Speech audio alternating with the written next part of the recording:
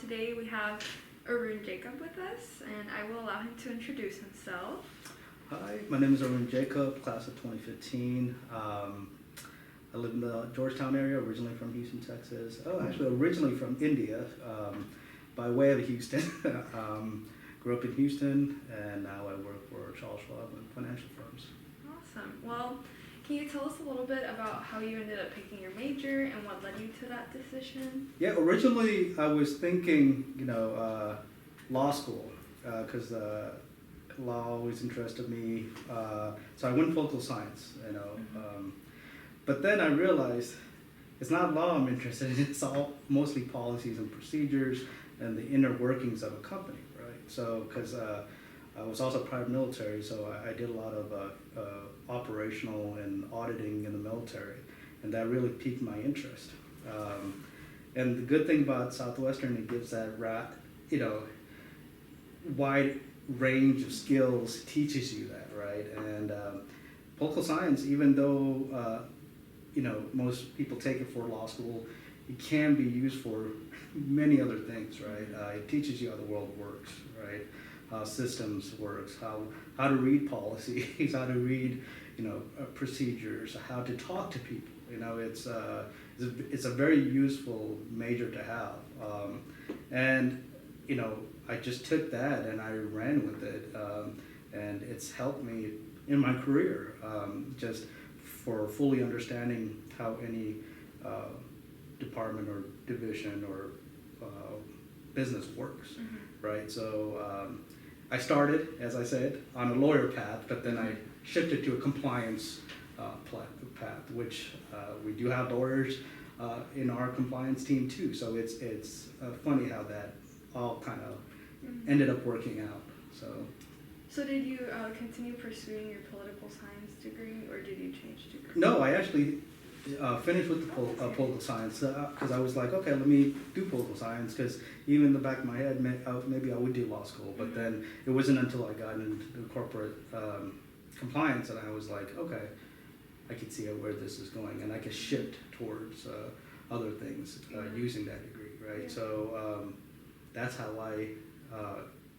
that's what I did, because law school is expensive, but if you're focusing on one area, that's what I did. I realized I don't need to go to law school for that. I'm not saying further education's not neither. Of course, you might get certifications, licensing, or do your master's in a focused area, right?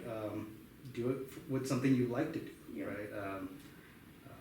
I don't plan myself ever going into a court, right? So I was like, do I need that law degree, right? So that's kind of how I pivoted. Yeah.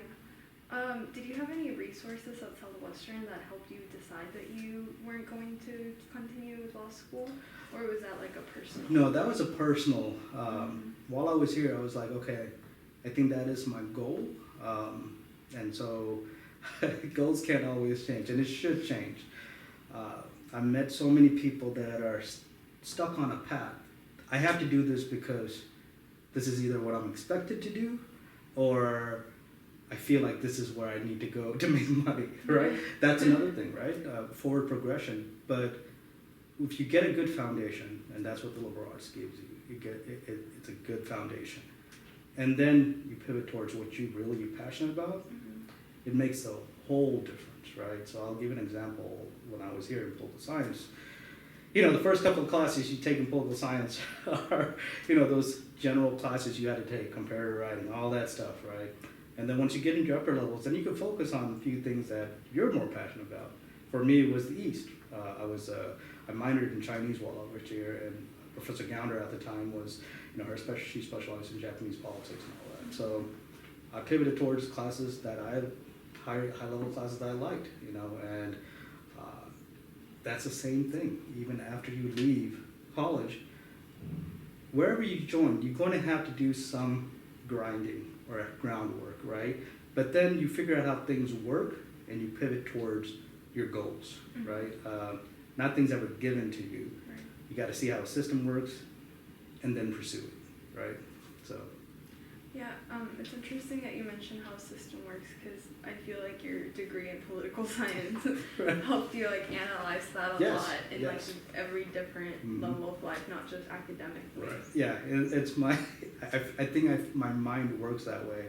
I was joking with pastor actually. She's like, he said, "Wow, you're well organized." I was like, "Well, at all times I have plan A, B, and C always ready." Yeah. And it's, anything could happen, right? Mhm. And each stage of your life is different.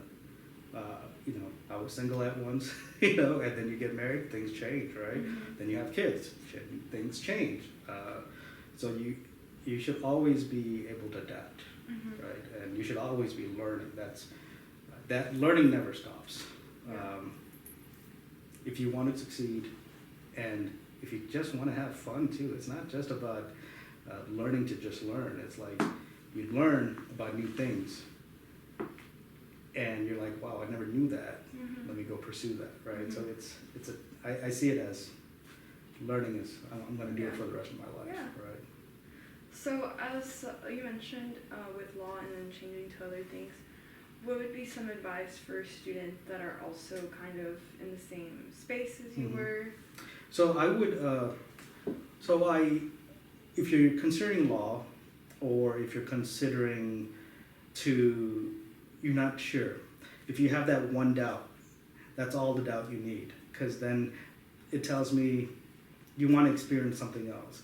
So I do this exercises with high school students that we have a program for, and I say, hey, what are you interested in? Okay, have you talked to anybody in that field, right? Or interned with anybody in that field? Because once you do, you might find within that field there's another role that you're better at or you want to pursue. And that it's very important to do, because you don't want to do a job you're not happy with, Right. because then your life is just going to be miserable. And you want to pursue the route you want to go. I mean, again, when you're starting, it's going to be hard. Yeah. Everybody knows. But then you're working towards that goal, right? Nice. And then you also were talking about how you were from Houston and you ended up here. Can you tell us a little bit about how you ended up at Southwestern? Oh, that's a long story, but to make it short, I was an average BC student out of high school. I didn't know where to go. I didn't want to go to college, so I joined the military. I did that for 8 years, and towards the end of my career, and it was here at Camp Mabry in Austin area, I had a friend that actually went to Southwestern. I didn't know he went to Southwestern. I didn't even know Southwestern existed. When I was getting out, I applied to UT and Texas State, all the usual ones that I thought were usual. Right. And he was like, hey, you should try Southwestern. I was like, who? Where? He's like, it's right up the road. So all I did was, okay, fine. I came here. I was like, this is awesome. What? Your class sizes are smaller too? And generally, the few professors I met, it was just a great experience. And he had a great experience too. And I was like, okay, let me give it a try. And never looked back. It was, and I still recommend Southwestern to everybody. So you're a non-traditional? Non-traditional student. Did you feel like Southwestern was like a welcoming environment for non-traditionals? Yeah, and that could be our culture, right? You look everywhere, you have people that just want to welcome you, and experiences. I saw experiences everywhere, right? Even if you're straight out of high school, there are people from different parts of the nation here too, right? Different cultural experiences too. I try to talk to everybody, from the admissions counselors to professors to the groundskeepers to Miss Ella. Everybody knows Miss Ella. I mean, when you start hearing stories and how that's I think what makes Southwestern so unique, right? And I didn't have a negative. Well, I can't say I didn't have a negative experience. I think everybody at one point will have a negative experience, but my overall experience was a positive one. Yeah. Right. So. And you still recommend it? Oh yeah, I still do. Anywhere I go, I was. Quick story. I was out on the lake Buchanan, I think. This was a couple of years ago, and I had my pirate shirt on. And the guy was like, "Oh, my daughter is thinking about going there." He's like, "It's a really cool school. I want her to go." And he was talking about how he visited. And he's like, "I wish I got a shirt." And I was wearing one. I just took it off and I said, "Here you go." And I never checked. Hopefully his daughter ended up coming here. But it's those kind of things, right? Yeah. As alumni, I think you should promote your school, Yeah. especially if it's a good one, right? Yeah. So, And I feel like a lot of people overall have great experiences here. yeah. How do you think that your education transferred to your professional life? Oh, it prepared me. So I always tell, so I work closely with veterans at my profession. And we work a lot with transitioning military. And I tell them, look, cultures differ wherever you are. And Southwestern, again, back to the liberal arts experience, prepares you for different types of environments, I feel like. And I talked to my wife. My wife's a hardcore Aggie.